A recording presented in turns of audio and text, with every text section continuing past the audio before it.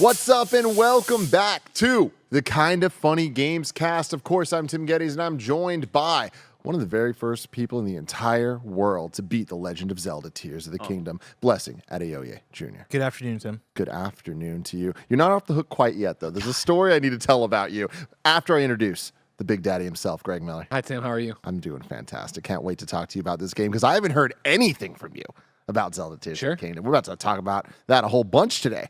And rounding out the group, the Nitro Rifle, Andy Cortez. Hello, Tim. How are you? I'm doing great. So now, before we get into the rigmarole, this being Gamescast and all that stuff, we just had lunch, all right?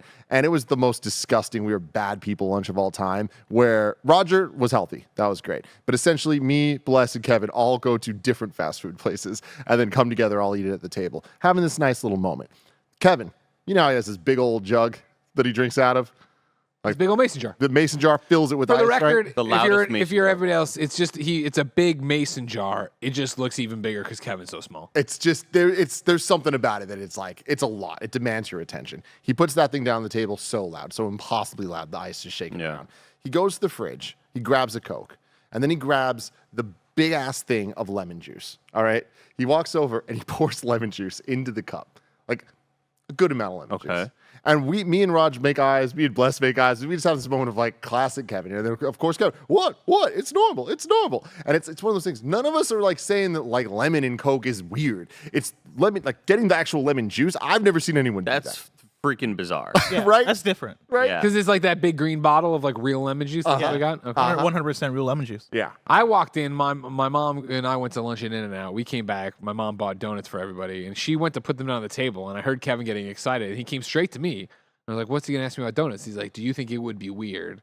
Would you think it was weird if someone put down a cup and they had ice in it and they put lemon juice in it and then they put a Coke in it?"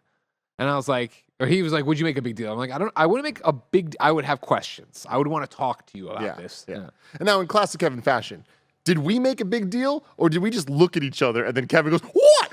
And then it turned into a big deal. What's wrong with that? Yeah. You put lemon slices in your Coke all the time. What's wrong with this? So we then have this conversation where, again, it's not weird. It's just like the lemon and Coke. I thought it was innovative, honestly. Yeah, Like we're at not first hating I was like, I would have thought They about make that. the but that's a good idea. freestyles putting all sorts of weird shit. They're getting wild. So then we're sitting there having this conversation, and then it turns into, hey, you should try it. Bless is drinking a soda.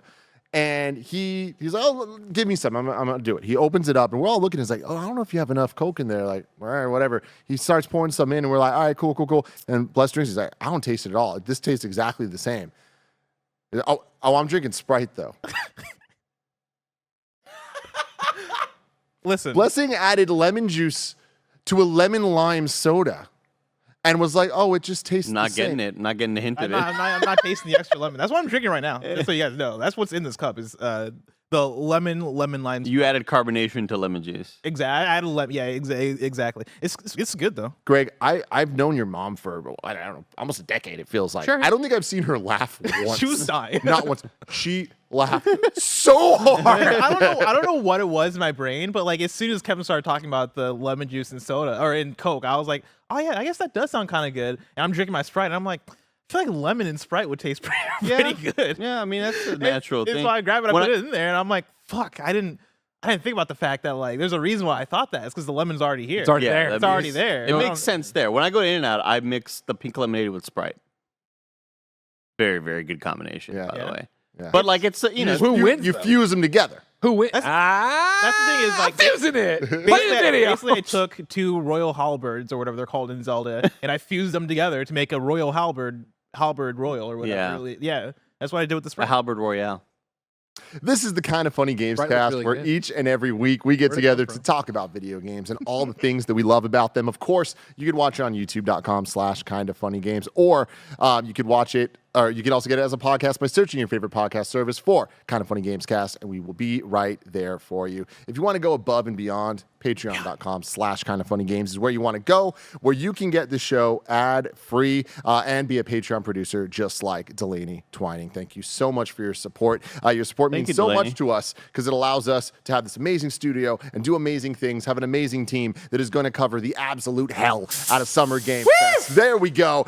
We will be reacting to all of the showcases. We're going to be doing the predictions episodes leading in. We'll be doing the post-show analyses. I don't know what it is. Got it. But in Analysis. between it all, we're trying to stay live on the stream. I know Nick's been working on his own Summer Game Fest ideas. I don't know what that's going to turn into, but y'all are going to want to stay tuned for this next month because we're going to absolutely crush the content. So stay tuned, keep it locked, subscribe, all of that good stuff. But if you don't have dollars to toss our way over on Patreon, use our Epic Creator Code KindaFunny on the Epic Game Store, and at no extra cost to you, it helps us out. We really appreciate all of that. Today we're brought to you by Shady Rays, but I will tell you about that later. This is the Zelda Tears of the Kingdom episode, part 2. Who knows how many parts this will be? I have This is the spoiler cast. We're going to be talking about this game for years to come. Spoiler cast? Not quite. But I do want to address that a little bit. Last week we did the Tears of the Kingdom review that Blessing did. He was the only one that got to play the game. He gave it a 5 out of 5 on the KindaFunny scale. 70 hours in. I'm really excited to hear how far you are in now. But me, Andy, and Greg have all played. And pretty much I know a lot of you guys are playing too. So we're at the point now that this isn't going to be spoiler free, but it's not going to be spoiler filled. This isn't like a spoiler cast or anything, but if you don't want to know anything about Zelda, you probably shouldn't listen to this yet. But we're going to talk about stuff that I would say is We're going to talk about our adventures. Our adventures. Our stories. We're not going to spoil story. We're not going to get into that stuff. But like that sound good to you guys? Well, that sounds great to me, Timothy. Yeah. Right? Yeah. I don't think anything. I mean, I don't know how far you guys are. I don't think if you're playing Zelda, you probably. Well, I shouldn't say I haven't that. scratched the surface. Yeah, exactly. I'm just dicking around, so it's like I don't know what the hell's going on. Yeah, anymore. we're going to have a great time. We're going to have a good conversation. I'm just like warning people that are super sensitive to this because I know this game means a lot to people. You might want to back out, but this is more for the people that are just like, everyone's playing it like, yo, I want to share the stories like we've been doing at the studio the last week. Because I just want to start there. This has been magic. Yeah. This has been absolute magic, man. Every single day, talking to everybody, like, what's going on? Where are you at? This happened to me. People haven't seen it. All this fun stuff. That's why video games are cool, Andy Cortez. It's been such a blast. And Greg, you were the one person that I haven't talked to. So I do want to start with you. Sure. How much of Zelda Tears of the Kingdom have you played, and what are you thinking so far? I don't even know how you quantify how much you've played, right? Because we're in the same boat you were, obviously, when you were doing your review, where the thing hasn't updated to tell you how many hours are in you are, or whatever, right? So I don't know. The framing for my gameplay, right, would be that not only am I a dad, so it's nighttime gameplay. Jen was out of town at launch, so I was single parenting. Then my mom came to visit and is helping parent, but also you're trying to entertain your mom, and so blah blah blah, all these different things. So I'm sure. I have no idea how to quantify where you're at when you're just dicking around. I think the problem sometimes with reviewing games as the reviewer is you can set expectations too high. You can say like all these great things. You can say a 5 out of 5. You can say whatever you want, and people get wrapped up in that, right? And then the problem with playing a game as a consumer after the fact is that when you have that kind of things, it sets expectations, and it's so hard to meet it. I'm amazed every time I turn on the game that it exceeds those expectations. I can't express probably how much fun it is, how much I'm enjoying the experience. Again, even having my mom here, like, not like I'm like, usually when mom visits, I'm like, all right, we're going to go see the circus today or whatever. But it's like Ben will go down for a nap and We're going to visit Kakariko. I will do whatever chore I need to do. And then I'm like, all right, I'm going to play some Zelda. And she looks at Instagram Reels on her phone while I go and do whatever for an hour and a half, 2 hours. And then, of course, she goes to bed. I'm right to Zelda. And, I'm going to play, even though I'm exhausted, I'm going to play till midnight at my normal bedtime and go through it because, like, I just want to consume the game. I feel like it's been a long time since I've run into a game that I want to consume like this, where I just want to play nonstop. And I think so much of that is the fact that, to Blessing's review, there is so much to do in the game. It all feels rewarding. I don't think is the right term necessarily, because it's not like I'm popping the treasure chest and here's a weapon. It's all tantalizing. Or an item that's going to change what it is. It is just that I did it. I solved the puzzle, whether that is what this guy needed, how to get out of this room, how to use the power, how to do, you know what I mean? Like, the game might be the most rewarding moment-to-moment gameplay that I've ever played, where it is like every little thing, no matter it is you get it and you get that dopamine rush that you did it. You put the icon on the map, you do that. And that's something, I loved Breath of the Wild, so it's not like I'm not familiar with open world Zelda and what they're doing, but like they've cranked it up here and it is already such a masterclass in it. And what we talked a little bit about in, I think at the tail end of the review where you asked, and it might have been Games Daily, of, are you going to beat it? Are you going to do it? It's like, I'm gonna play this the way I would normally play it, which is to go off and do all the side stuff and just do and like it's an amazing feeling, right? To be like, I turn it back on, I'm outside of the shrine I beat when I stopped, and it's just like, okay, cool. Like I've marked more up north where I started, and there's also the objective up north, but why not go further south? Why not go off on that? What is that on the thing? Like, as somebody who loves open world video games, loves third person adventure, like it is so much fun to be tackling these things. And, rather than walk up and see the challenge, see the tower, see the cave and be like, all right, well, I'm out of arrows because I just did that. I need to get more. It's like, well, why not throw myself into it? Let's just go see. Because there's going to be, usually the cave tries to give you help on what you need to do or what you need and blah, blah, blah. And it's just been incredible. And then you have those, eureka moments, those aha moments, those early on moments of just like, I was one of my midnight sessions ended with me down a well. And there's a lot of wells in the game. And like the wells I had run into so far in this wheel had, connected to other wells. And it's like, oh, it's some kind of like underground tunnel system. This one was like, I went down the well and I was just down in a well and it's midnight and I collected all the objects and stuff. And I was like, all right, I don't fully know how to get out of here. I'll do this in the morning. All right. And then I turned it back on. I was like, all right, where was I? Oh, I'm in this well. I'm like running around. I'm like trying to climb up the walls. I'm slipping down. I'm like, that's interesting. And finally, it was like 4.5 minutes before I was like, well, there's an ascend ability. God damn it. Oh, yeah. It's like those moments are so good. The game is so good. It is just marvelous.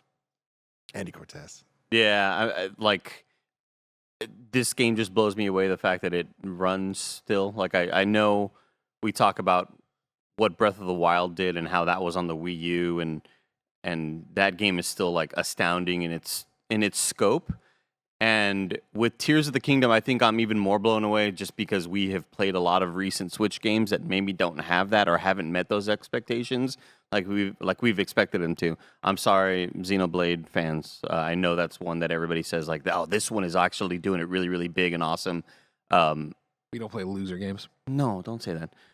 You said it. That's what you were implying. No, you just said that. But I was reading through the lines. Oh no, those lines were wrong right there, Greg. My apologies, everybody heard it the wrong way. But with like Pokemon that we experience, my expectations have lowered over time as we've seen Nintendo game after Nintendo game come out in the past like 3 years ish, and I'd say underwhelm in certain ways. And as we've seen, as I've gotten more and more into the tech side of stuff with PC gaming, and I need my high frame rate and I need my gorgeous visuals, and like I still do, like. I'm close to maybe 20 hours in, and I don't see anything touching this game for Game of the Year. 100%. 100%. Like, I am so impressed with everything it does, and it's not that, Greg mentioning his sort of like, here's what I kind of do when I'm hopping into the game, and you're not hopping into to grind or to mark shit off a list. You're just going in to go see what's next, and you don't know what's next because this world is so dramatically change from what we saw in Breath of the Wild. I'm so impressed with what they did to everything here, adding all these cave systems and these wells and this gigantic underground segment that is just really daunting in a lot of ways.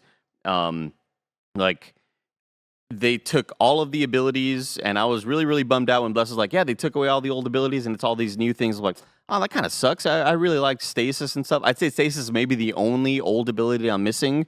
Everything that they've added now, though, I think is like just far and away the best stuff that they had to offer here. And I think back to when we saw the first reveal trailer at that one E3 where it was like the untitled Zelda sequel, right? It didn't have a name yet. And we all obviously started like, well, what could it be? What are they going to do with the world? Well, they already have all of Hyrule built. So this probably is going to come out in about 1.5 years, 2 years maybe. Like, this is going to be out super fast. And we're waiting and wondering, where the fuck is this game? And now you see what has been done to this world and what Nintendo's been working on. Because when they have the core of a game made, they can really go buck wild with everything else. And them putting an emphasis on a million ways to do whatever and solve whatever problem you have. It's the most impressive shit I've experienced in a very, very long time. And that's me being the Souls fan who doesn't like this combat very much. I think it's like it gets really convoluted and like complicated at times when it comes to like, oh, I gotta backflip or sidestep, or I gotta I get You kind feel of stiff sometimes. I get frustrated with the way a lot of the buttons, and I lose track of it. A lot of that is also just get good and get used to it, but it can be a little bit convoluted at times. I say all that like knowing what I really seek in a third person like action adventure type game, and I still think this game has blown away every expectation I've had for it. I'm like Greg, where it's like every night I have found myself, and it's 1:30 in the morning. I'm like, I gotta fucking put this game down. Like it is the next thing after the next thing, the next discovery, and you're pushing forward, and you see a new thing to go look at, and it's all the same feelings I had with Breath of the Wild tenfold because of these new abilities that they've given you and these new ways to explore. And now I'm up miles into the sky, and I see a gigantic thing in the sky. I'm like, how do I get there next?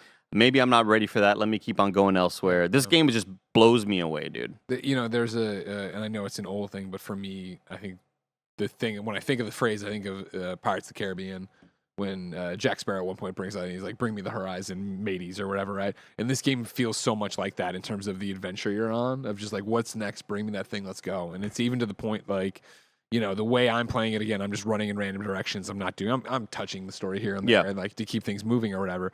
But like, I found super early, so this isn't a spoiler, and I'm sure everybody here hasn't, and probably you watching already do, but it's like, I found the fabric that'll be turned into a glider if I take it to X, Y, and Z or whatever. And it was like, immediately, I've been in a few situations where I'm like, the glider would help me out a lot right now, right? But at no point have I been like, you know what I want to do? I want to Google, where do I get glider? Where is this place they told me to go to on the map or whatever? I'm like, fuck no, I want to just discover it. I'll get there when I get there. I'll figure out things until I get there.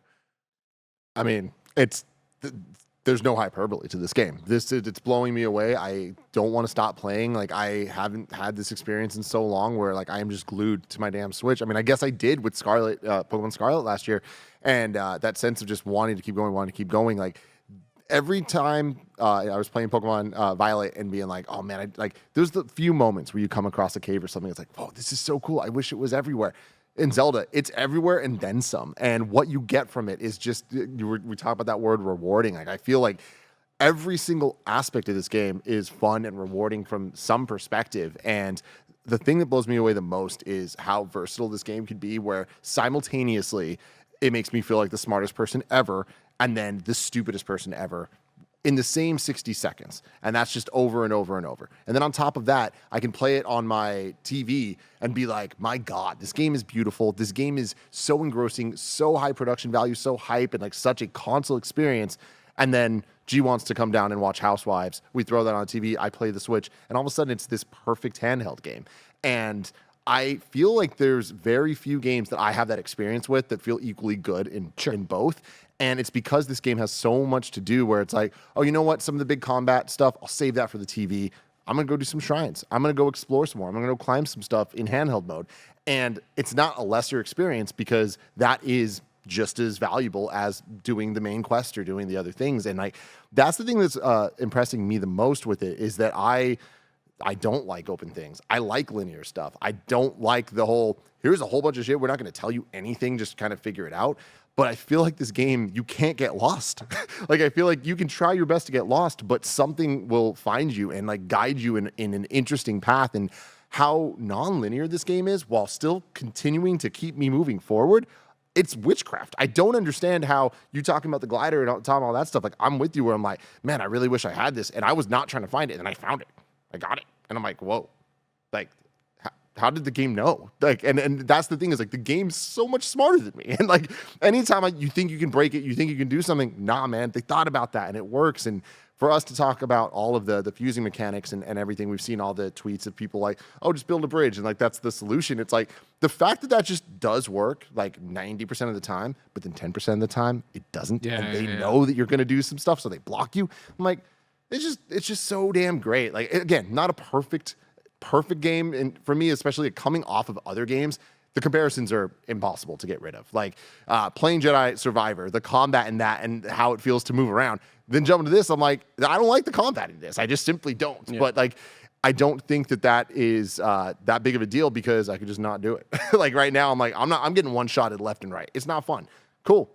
don't do combat yet. Wait till I get some more defense up. Wait till I get my hearts. Wait till I get like all that stuff, find some better weapons.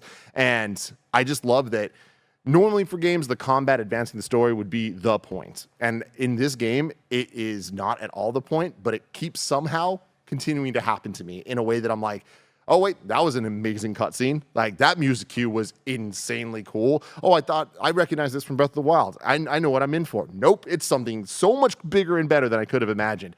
And that happens every hour, on the hour. And it's just a constant barrage of happiness, of magic. This is why I love video games in a genre that I don't love. And, like, that is one of my favorite things, is that outside of my comfort zone, something can hit me and be like, nah, fuck you, Tim.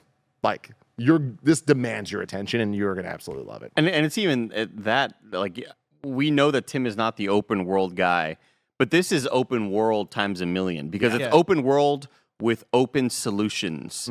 And, like, this isn't like open world, do stuff on a checklist, usual, talk to this NPC, then go over it. Like, it is so much more like, hey, do whatever the hell you want, however the hell you want it. And I feel like that's even more of if Tim reads all this shit and goes, God damn it, dude, I don't know if I don't want to play a game like this, and it still demands your attention and impresses the shit out of you. Dude, and sorry, going back to what I was saying about, like, this game is so much this and that. Like, this is the most overwhelming game I've ever played. Like, there's just so much stuff. The controls are so overbearing, and there's so much. Simultaneously, it is so controlled. It is so designed. It is completely telling you everything you need to know. And the controls make perfect sense. That doesn't stop me from hesitating every time I'm trying to do anything. But the moment it clicks for me, I'm like, oh, this is how I do this massively complicated task with a controller in my hands. Like, the things you can do fusing together in the motion of the 3D space, like, think about how many games we've played and it still doesn't feel good to swim. Or it still doesn't feel good to fly a mech around in the air in the 3D space. This game is just like, when you're in a glider and you just walk to one side of it to make it turn left, or walk to the other side to make it turn right, and it just works exactly how you would imagine it to work. It's incredible. Like, it legitimately feels like magic. And to your point, Andy, about it being not only open world, it's open solution. I think that is one of the things that blows my mind around the design of this game, where I talked about it a little bit last week, and I put up a tweet about a shrine that I was struggling with forever, right? During the review period where there were no guides, I couldn't find other people that had done the same shrine. And so it's just me on an island by myself trying to figure this thing out. And the shrine was the one with, like, 2 grind rails they had to figure out how to get to. And you have to, like, transition from one grind rail to the next. And all you have are some boards to put together. Right now, if you're watching the video version, Barrett has the video of it up. I spent legitimately a whole week trying to figure this out, right? And it was me getting here for the first time, and it was about an hour I spent in this specific section right here trying to figure it out. Left, came back, spent another 30 minutes, couldn't figure it out, left and came back, and I kept coming back because I kept thinking of more solutions. But even in that first hour, and this is the Cameron Hawkins gameplay, shout out to Cameron Hawkins, who he ended up just using a shield and turning that into like skateboard. A skateboard, yeah, because he combined it with a minecart, and so he just skated and grinded on the rail, which is genius.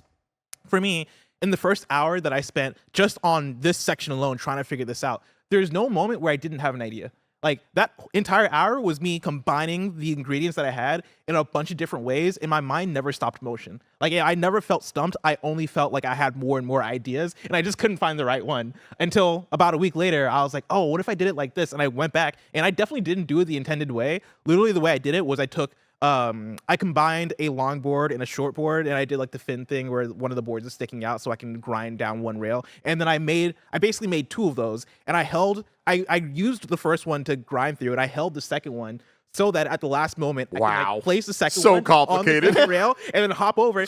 And guess what?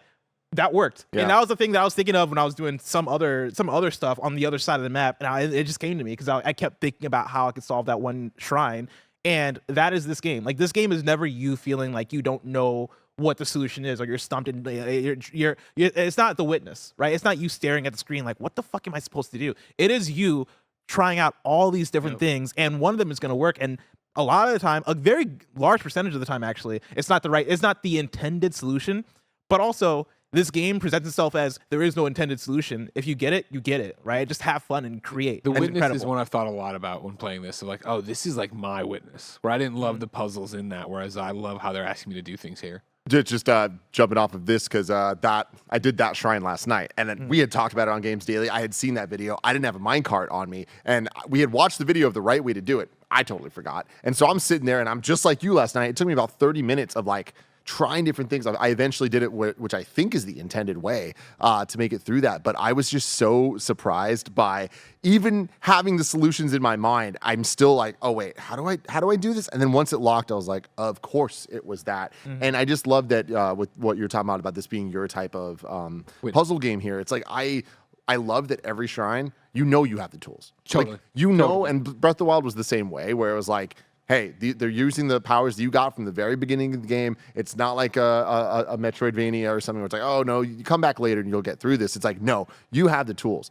Tears of the Kingdom then goes one step further with that. Well, Breath of the Wild did this as well, where there's the extra like challenge treasure chest in each shrine that, of course, we're all like, I don't need that. I was like, I'm gonna fucking get that. No, we're you know what I mean? Yeah. And it's like, that's so great that they have that little extra thing to reward you with. But I love that in addition to knowing everything in this room that I need is here, but I also have my equipment. And I also have my Zonai dispenser stuff. And I also have that where it's like, I can really go above and beyond and cheese this times 1,000 if I get frustrated with the puzzle. But even that, trying to figure out how to cheese it is another puzzle in and of itself. Totally. It's you being like, all right, but if I combine these things in my inventory, maybe I can actually use this to subvert this. And that is the way they want you to think. Like, that is you playing into Nintendo's hand. And it's incredible. And yeah, since doing the review, I've not played as much more. Like, I played maybe 10 more hours of it, which I guess is a lot of time. But for me, a lot of the enjoyment has come from watching everybody else play it and experience it. And it's so hard to look away from social media this last week and seeing what other people are doing and creating and seeing other people's stories, because that's been for me half of the experience, sharing stories and having this communal experience of, oh yeah, did you know you can do this, this, and this? And all of a sudden, like, the game opens up in this wild way. Like, watching all the videos of people just ruthlessly murdering the Koroks and like making Korok roasts, fucking like throwing strapping Koroks to crosses and doing Korok crucifixions. It's been such a very like fun, very very interesting communal thing. Yeah. People are so creative. Like, people are putting together things that I'd never have thought of. I would never have thought of to make a skateboard out of my shield by combining it with a minecart or just a regular cart. Like, that is such a genius thing. And so having that experience has been so additive in a way where now I am going back into my game and going, all right, what have I learned today? Like, what different cool things can I make? And that's one of the things interesting about it, right? Where I feel like it's the rare occasion where, like for Star Wars Survivor, no spoilers, but there's a moment I talked about in the review that I was like, oh my God, it was like the coolest thing ever, right? And like, what an amazing fusion of story, gameplay, cinema, all this stuff. And, I waited like a week and a half and somebody tweeted me and was like, is this the moment? And I was like, yeah. And I quote tweeted it. And of course there are people like, oh man, why would you tweet out this thing? Not me. Well, I guess technically me, but like they're talking to the kid who put out the video or whatever. Right. And I feel that's because there's that moment to spoil. Whereas in this game, right, Tears of the Kingdom, as you're playing through it, like I consume everything that comes across my feed because I'm not worried about any story spoiler. I'm not worried about it spoiling something that I never would have found or whatever. Right now, all the content is, look at this funny thing I did, this crazy thing I did. Look at this, it's not like, here's the final battle of the game. Here's this usually solution to this, like, you could make the argument, I guess, for Cam's thing, but like this solution to thing, like everybody's getting stuck or in different parts of different shrines. So it's like, I feel like I can consume everything and it's not, maybe I'm adding it to my repertoire or thinking about I should use that some way, but it's more than just seeing what people are making. But that to me is part of the experience. I think that's part of what makes this special is we talked about this on Games Daily a little, but like I haven't had this experience since elementary school of like, hey, playground playing through this game. Like, how do you do this? Oh, you do it this way. Oh, I did that. And then like you learn something, you hear something your friend told you, and it changes your gameplay experience. Like on Games Daily, Bless told me a very specific thing he does with the rewind ability and some of the different abilities, like a way he mixes them. Yeah. And it totally like basically the idea of you can use Ultra Hand if you want to get to a ledge. If you have an object in front of you, you just pick up the object, slowly put it down, get on top of it, and recall it, and then you can get height that way. And I even saw somebody take it further in a video where they were trying to get up to a sky island, and so they busted out like a I think it was like plank of wood. A plank of wood, yeah, and then they threw it like toward the sky island, and as it fell to the ground, they put a plank on top of it, hopped on top, or they combined them together, hopped on top, and then rewound it, and then they It shot just brings all the them way up. Yeah. And that stuff, and then earlier you were saying that you missed the status, and it's like, well, you don't need to, because if you just use the rewind and then lock it in the air, it just locks it in the air. Same ability as status from Breath of the Wild. Yeah. Well, stasis also uses the if you freeze people and like hitting it a bunch of times and using more of like momentum stuff, which I do. Gotcha. understand Okay. Yeah. But I'm so impressed with like once you realize how you can use these tools, it all of a sudden changes like your ability to solve puzzles and adds to that repertoire. And again, there's so much stuff that it's not like I'm remembering that every time. It still takes me 5 minutes to be like, oh yeah, right. that. But like that's satisfying. Like 100%, that is that 100%. type of like aha moment. And like again, it feels communal. It feels like we're playing this together. And like that is just rare for these types of things. Sometimes like, oh, how'd you beat this boss? Or how did you get through this? Whatever. But this game, it's like it's theory that you're kind of learning. And I think that's really cool. I don't understand how this game exists on a technical level. That's another thing I want to throw out there as well, because we've talked a lot about frame rate and all that stuff, and how old the Switch hardware is, right? Especially when you're talking about it being a tablet that released in 2017, but like the chipset and stuff that it's working off of is even older than that. This is an old device at this point. And this is an open world game that isn't just open world, right? You have an open sky and you have an open underground. And if you want to, you can dive from the sky into the underground with no load screen. And Have you done that? I've done that, yeah. And it fucking works. So cool. And it's absolutely incredible. And the scale is there, and the draw distance is some of the best draw distance I've seen in a video game. And it's 16 gigabytes big. I don't understand at all how this works on a technical level. And then on top of that, when we're talking about the abilities you have, the fact that Ascend just works the way it does, where you can ascend anything as long as there's not something blocking it from the top, and it'll take you there. There was a moment where I'm out in the open world. There's like a sinkhole in the water that's like swirling down. I'm like, oh, that's definitely something. And so I go down there, and it takes me down through a cave, and there's like a loading screen between me like hopping into the sinkhole and getting down there. I then do a thing in the cave, and I'm like, all right, I guess I'm gonna get out, but let me see if I can ascend up here. Thinking ascend wouldn't work because I took a loading screen down there. I ascend, and it just worked. Like I pop up above the water, and I'm like, how the fuck did that work? I loaded down here. How the fuck are you able to take me all the way back without even doing that, right? The ascend screen or whatever didn't even take that long to get me up there. But the fact that works, the fact that pretty much any object in, I guess, your vicinity of the open world, I don't know how this works on a tech level, but you can, that all has the rewind data for any object. You can rewind to any. How does the rewind data know? Yeah, like how is that possible? Every single thing is tracked in terms of rewinding it that's around you. And so you can recall anything. I don't understand how you make that work on a tech level. It's fucking incredible what they've done with this game. Just when you're talking about the tech stuff, that makes me not believe that it exists, but it fucking just works. Yeah. It reminds me of Sony and the Decima engine. Like really understanding what that tool set is and making the most out of it, and why we see a lot of third-party games come out that, maybe a little janky at the start, and not that every Sony first-party Decima engine game has been perfect. Like, I just think I was just so impressed when Horizon Forbidden West came out and how great that looked, and you're like, God, I wish other developers like really had these tools, and these are tools that Nintendo's been working with for a long time, and they understand the min-maxing of every single piece of this engine. And yeah, I am still blown away at every turn by what can be recalled by like minimal pop-in on a very, very old device. Like I love the way the game looks. Like I know some people, a lot of, I think it's getting review bombed, was like, oh, how can you all love this game? It looks so old. Like I think they have such a timeless art style. It's the same map, bro. Yeah. 0 out of 10. They have a really, really distinct art style that works across a lot of different tech. Like you don't need, you can run this on any sort of device and it'll look good regardless of what it is. Yeah. They just have such a great like philosophy when it comes to making the most out of what they have.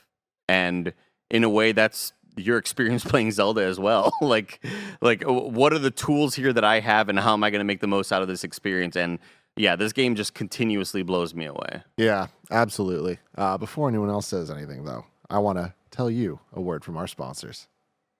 Shout out to Shady Rays for sponsoring this episode. Do you want to look as cool as I look? Yes, you do. And you can. You can take on the sun with gear built to last. Our friends at Shady Rays have you covered for the warm weather ahead with premium polarized shades at an unbeatable price. Shady Rays is an independent sunglasses company that offers a world-class product that's just as good as any expensive pair that I've ever worn in my life. Every pair of sunglasses is backed by lost and broken replacements. If you lose or break your pair, even on day one, they told us they will send you a brand new pair, no questions asked. You can wear your Shady Rays with confidence because they have your back long after you purchase. Exclusively for you listeners, Shady Rays is giving out their best deal of the season. You can go to shadyrays.com and use the code KindaFunny. You can get 50% off 2+ pairs of polarized sunglasses. You can try for yourself the shades that are rated 5 stars by over 250,000 people. Promo code KindaFunny at shadyrays.com.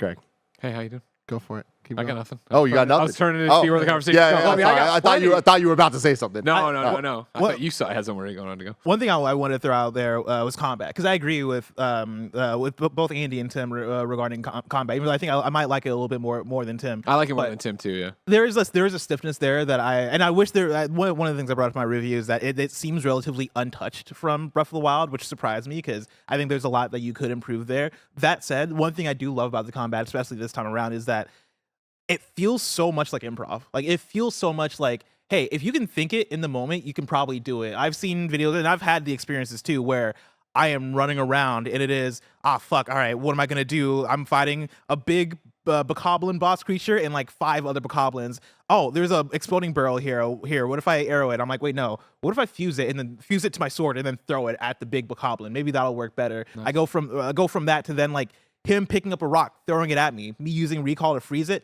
rewind it back to him. And like, that is something that is very unique to Tears of the Kingdom's combat that I want to commend it for, because even in the places like that where I think there are downfalls there are other things it does where I'm like, no other game does this. Like, this is the only combat system where I feel like I have this much freedom in me just making wacky cartoon scenarios, and it just works out in this way where I can recall what you throw at me, light shit on fire, glide up the fire draft or the wind draft that the fire creates, and then like use that to then bust out an arrow and then combine a bomb to my arrow and then bomb you in the like.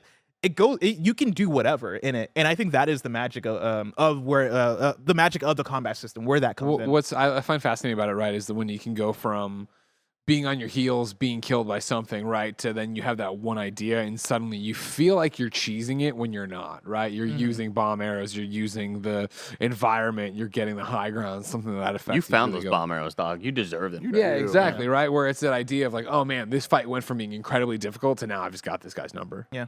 Yeah. I guess for me, with the combat's at so early in the game specifically, is like I feel like every enemy 1-shot or 2-shots you, and the amount of times I get hit from something that I didn't even know there was an enemy in the space, but a rock was thrown at me from behind. They're so good. They're so accurate when they throw these rocks. They really are. They throw this rock and then it's like, okay, 1-hit death, game over, and like that's fine, but sometimes it didn't auto-save for the last 10 minutes. So I'm like, oh, this isn't that fun to have to go back here. But that has happened just a couple times too many for me, where if this game had like an ability system where like your dodge gets better, then I think I'd be like, all right, cool. But with this, it's like I feel like the lack of an actual roll, or the lack of like the ability to get away from so many hits, it just isn't that fun. But like that, again, with what you're saying, like the creativity of it all, that's great. So when I'm hanging back and trying to come up with solutions, treating the combat more like a puzzle, I love that stuff. Yeah. But from right now in the game, I'm avoiding combat. That would be give Link his cool dodge roll from Wind Waker. You remember that shit? Yeah, man. Yeah. Exactly. That would be one of my biggest requests for the next Zelda game is,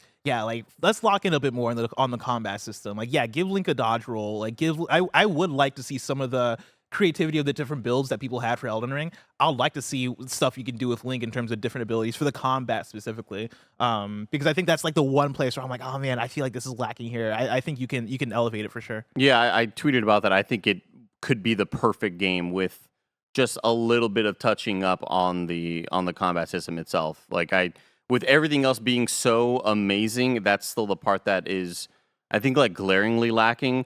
But you also can't really have that amount of freedom without having a shitload of buttons to have to hit and button combinations to have to hit and to hold left trigger to lock on, and like I wish you could just toggle that, but you have to hold it.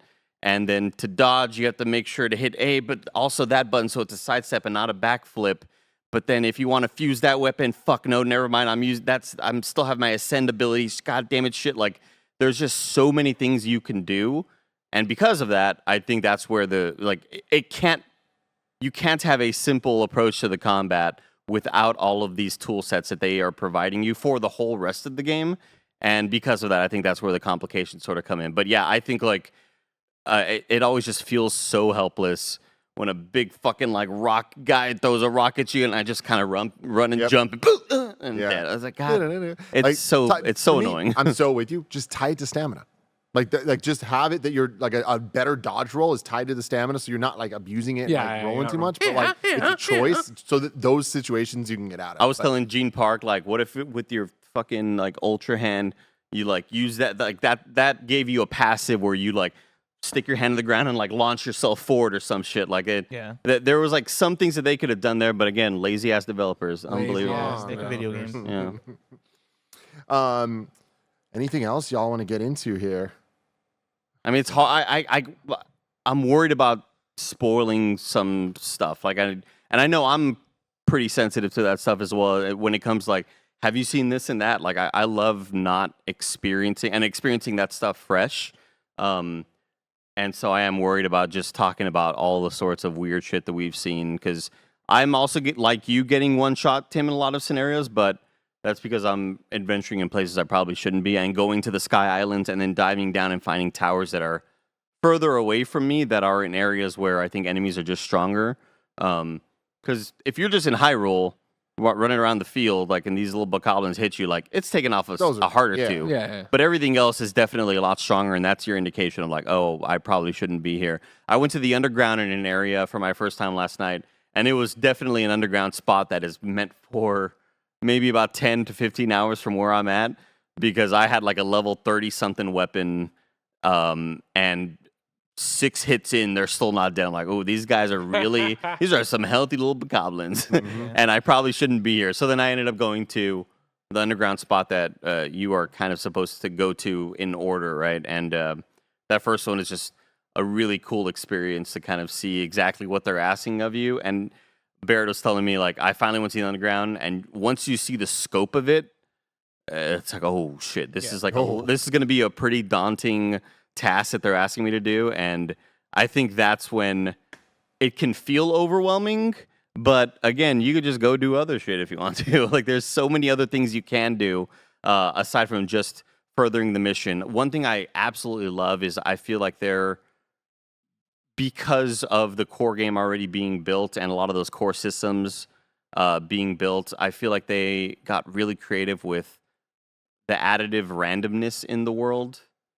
I feel like I'm always seeing like a random person fighting a bokoblin, or running out and just running in the field, and then seeing just a whole crew of Hyruleans, and then being like, or Hylians, and then being like, "Yo, dog, come with us. I heard you're a skilled swordsman. Let's go take out this camp." Like, that is the shit that I love. The conditional stuff that you may or may not see, the stuff that isn't like shoved down your throat, like just the random things that you can run into, I think really make the experience feel like dynamic and like living and breathing, and not just 900 Korax.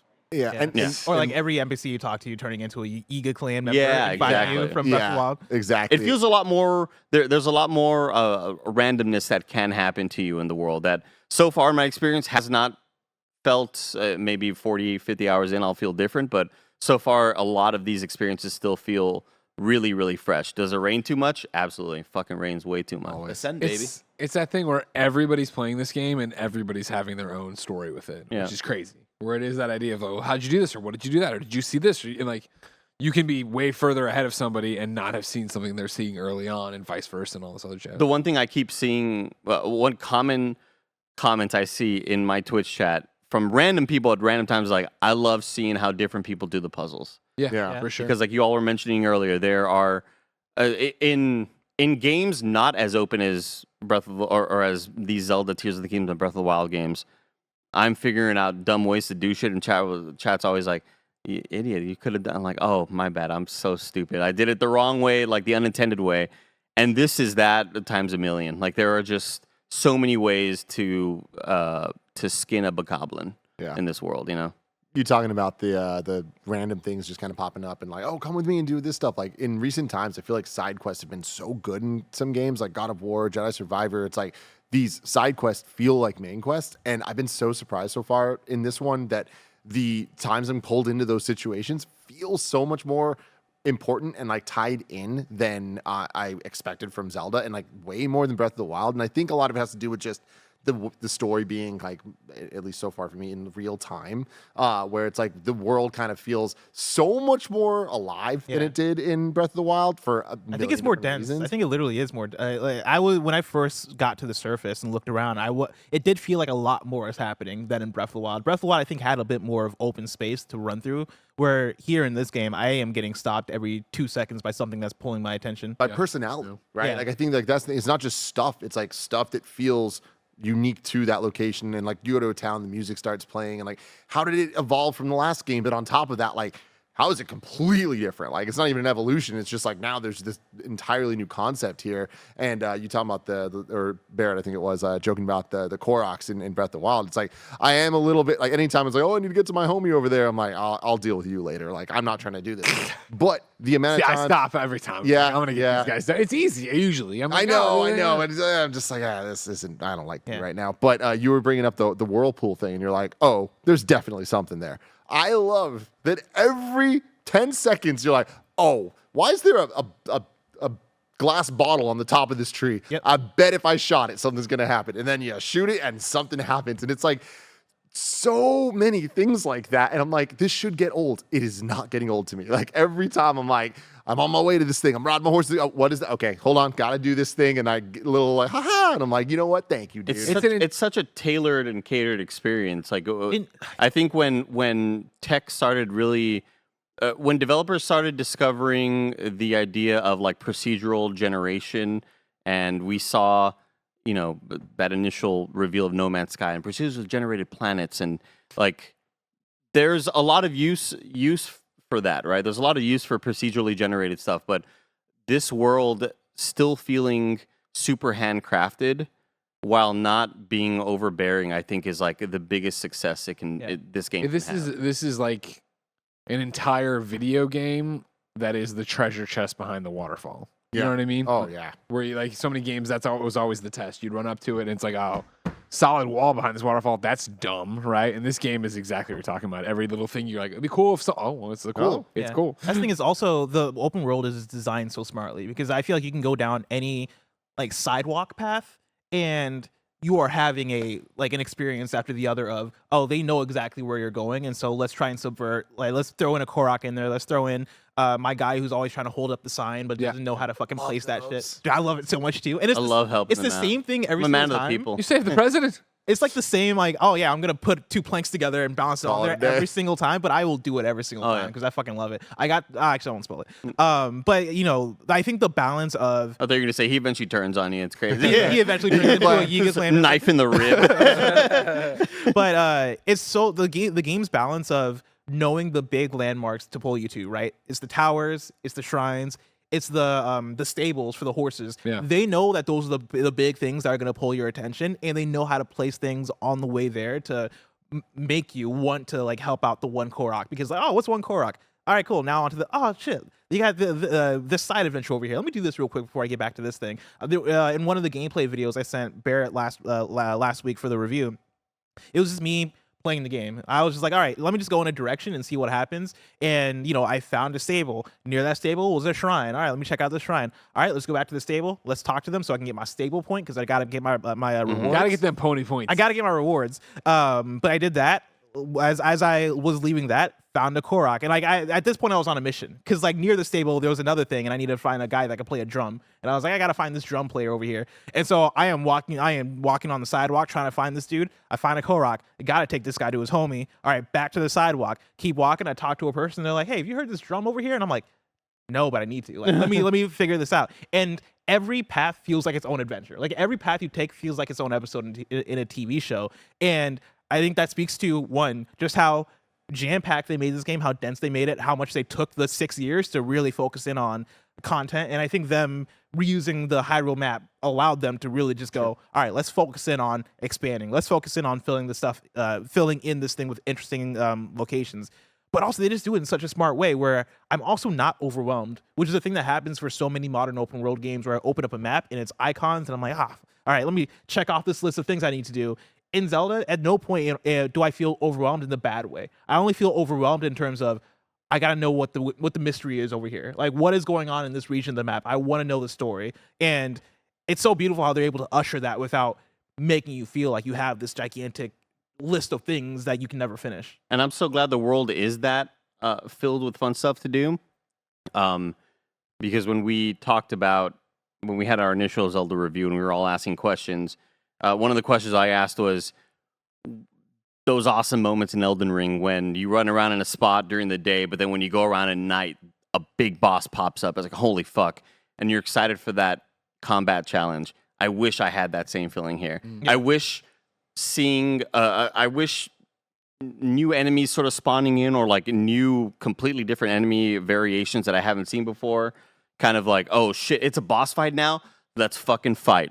I don't really have that feeling here. I'm just like, let's hopefully I don't die. As opposed to like being excited to get into the combat. Yeah. That's the one thing that I this would be the most perfect game if I had that feeling, but because it doesn't, it's just like almost perfect. I've had a few times where I have been like, oh shit, like, okay, I guess I'm fighting this big thing now Yeah. that I didn't expect to be there, but it's never on that level of an Elden Ring thing. But I do have like one thing that's impressed me the more I even played it are all the cave systems, because there's a lot of them. But like in a lot of my time playing, I was focused on the surface, the underground, and the sky shit. And only like a week ago, when the day of launch, I think Barrett mentioned a place I can go to that's right underneath one of the main places, and I'm like, oh, I didn't even think to check that out. And so I go there and I find a cave, and I go into that cave, and the cave kind of presents itself as, oh no, it's just a small area, and then you see a bunch of boulders you can break, and so I broke those, kept walking, and that cave just went on and on and on and on, and I found myself spending about 45 minutes just hanging out in this cave system that felt like its own dungeon. And I get to,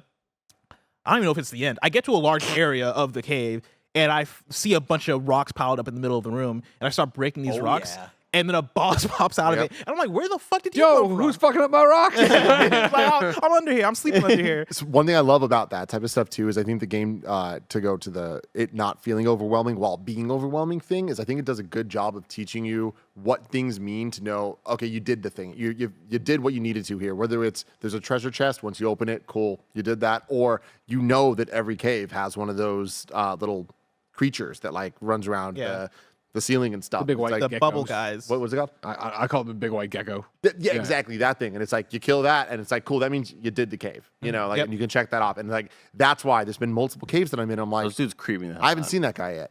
Yeah. Like I'm not in the last room. There has to be another room. And then I'm like, oh, there's boulders, and I hit him over, and I'm like, there's that guy. And I just is the type of stuff that's like, Oh, shit, they don't spell that out for you, but like just playing, you figure it learn out. it. You and figure you're the like, rhythm. oh wow, Yeah. cool. And then there's these rules that you can kind of follow in the same way we look under waterfalls because we're taught to do that. Donkey Kong Country 2 taught us that you want to start the level going left. There might be a secret over there, and like those type of things are just in this game infinitely. Agreed. Those guys that climb the ceiling really creep me out. Oh, the Horriblins? I love hate them. I like them. Like the first time I saw one, like scared the shit out of me because he just threw a rock at me immediately, and like I just was not expecting to not to Wait, see. you're talking about like the big. I always call them like the monkey men. You're talking about the big monkey. Yeah, those men. guys. Yeah, the guys that crawl the ceiling. He's they talking got about the big gecko. Oh, stuck the up big there with geckos, the yeah. giant head. The one, the never-ending story looking dude. Usually totally chill, and you hit him in the head. He's like, "Wah!" and he goes to the ground. It's like, "Wah!" and he tries to It's get up, kinda you gotta fucking sad. kill Have him. you Oh, been yeah, able? totally. Have you been able to shoot the little thing that pops up afterwards? A little like we call them like loot spirit? lizards back from like Souls games. Is he shootable?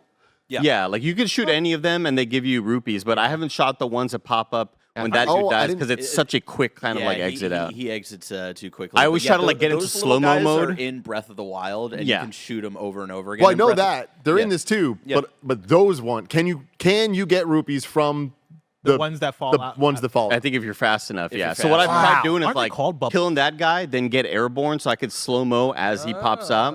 I've been trying to do that. I've only had like 2 opportunities to do so.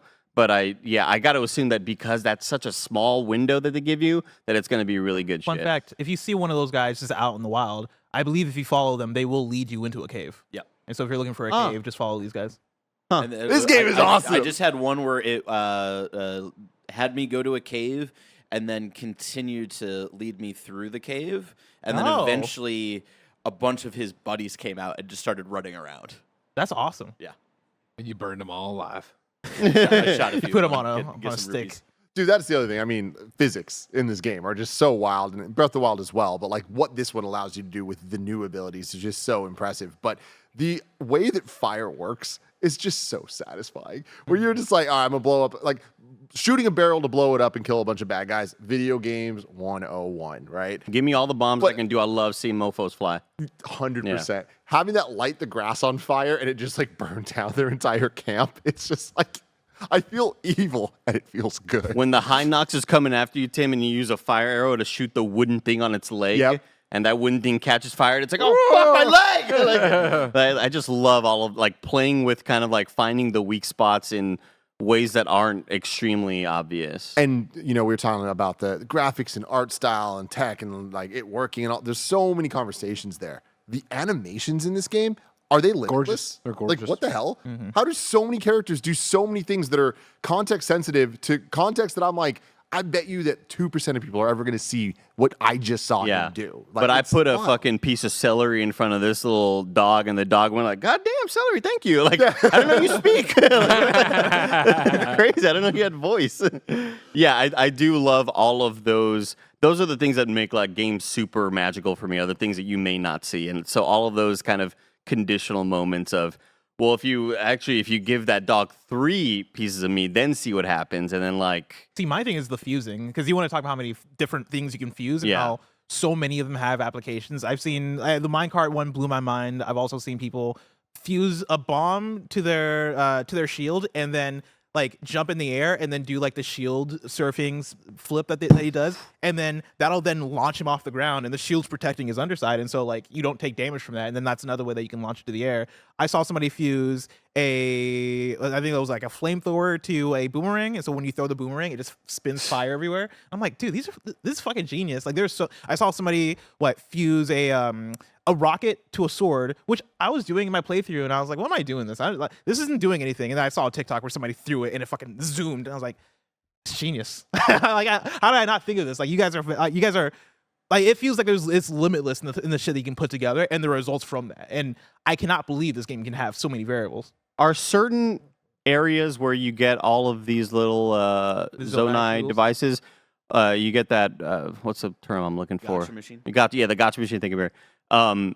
Do only some of them give out certain ones? Yeah. If you open up your map and hover over it, it'll tell you which ones come out of every Shut the gotcha fuck machine. for Yeah. real? yeah. Oh, that's cool. You I have didn't to know that. if you have to get all of them. And I it's spent only like so much at one of them. it's only like 3 or 4, I believe, that'll come out of Yeah, each of them. and it'll tell you if you haven't gotten a certain item from a gotcha. It'll be like, oh, you got like 3 of the 4 that are offered here, and then the 4th one will be all question marks. I just need to go back to the one that gives me rockets. Like Yeah. I just, You can I'm, just open up your map. You can I'm look. always low on rockets. You can look at any of the gotcha machines, and it'll tell you the ones you discovered. It'll And this tell you. what stupid they ass put little out. Korok needs to get up like a mile up into the sky to his friend. I'm like, bro, how do I get you up there? And I tried the Twitter trick that you were just mentioning, Yeah. Blessing. Like, I had I put the bat wing on the arrow because it flies directly. There's no arch. There's no anything. It's a direct shot. Shot at the top of the mountain, and as it landed, as it hit the ground, then I tried to fucking recall it. And I put a board on top, and I just could never get it right because I tried to get this stupid ass little guy to his friend, and it's just like that's a really, really tough one. I'm really frustrated with that one because I can get him uphill, but then there's a lot of other things that you can encounter in the way that I don't feel super safe about. Talking about these the Zonai tools, I was again so impressed with when you first start playing the game and you're like, all right, cool, these are my different skills that I have in this game, and like Breath of the Wild, you have everything you need on you at all times. Then they introduced the Zonai stuff, and you're like, okay, cool. You don't have everything for the open world stuff, but they allow you to hold a bunch of them so you can use them when you want. And when we got that first round of the things, I was like, okay, cool. These are the tools that we have. But I remember being like, in the trailer, there was like steering wheels and stuff. I was like, I wonder if that's like these Zonai tools or if that might be just like context sensitive later in the game.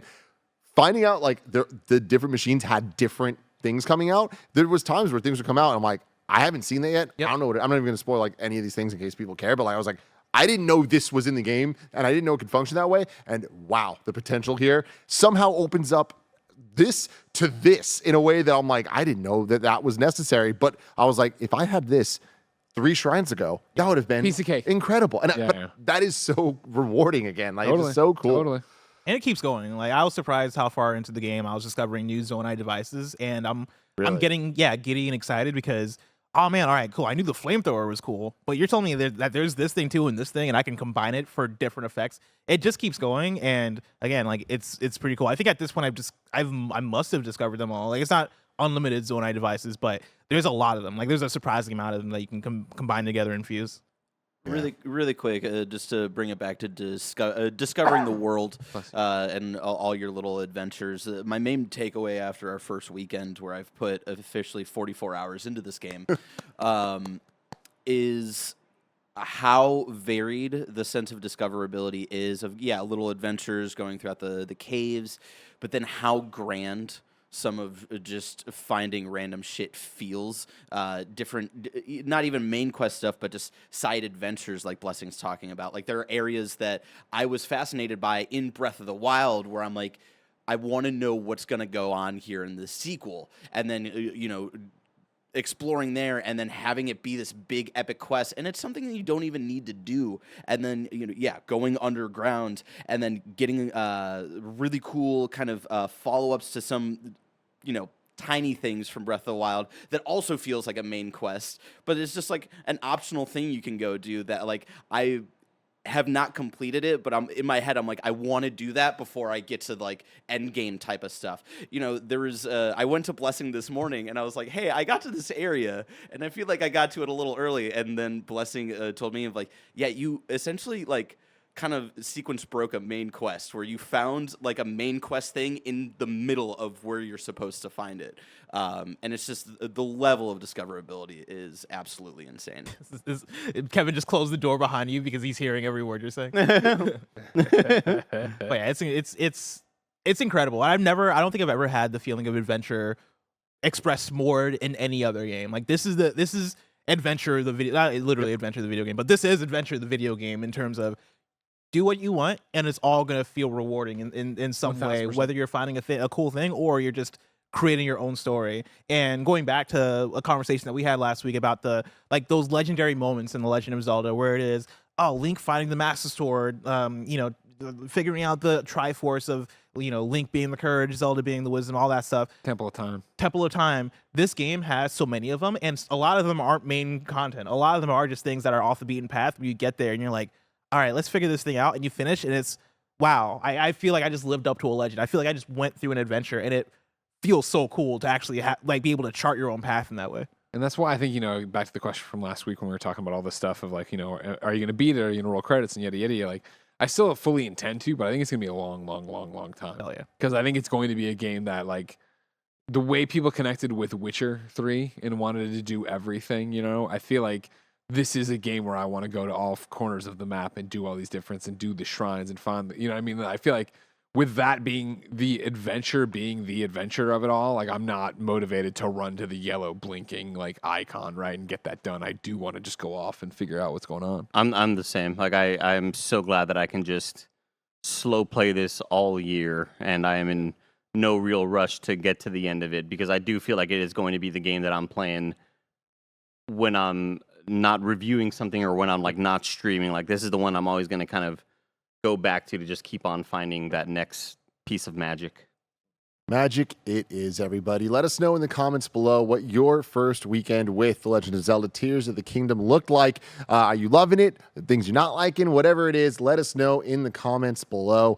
And I can't say this enough. Please subscribe to youtube.com/KindaFunnyGames and all the Kinda Funny podcasts on podcast services, because the next couple months are going to be absolutely wild. We're going to be doing so much stuff. If there's a press conference or showcase or anything that you think we might be reacting to, if there's a game you think we might be reviewing, a movie, TV show, we are. We're going to be here. We're doing it all, and we're trying our damn best.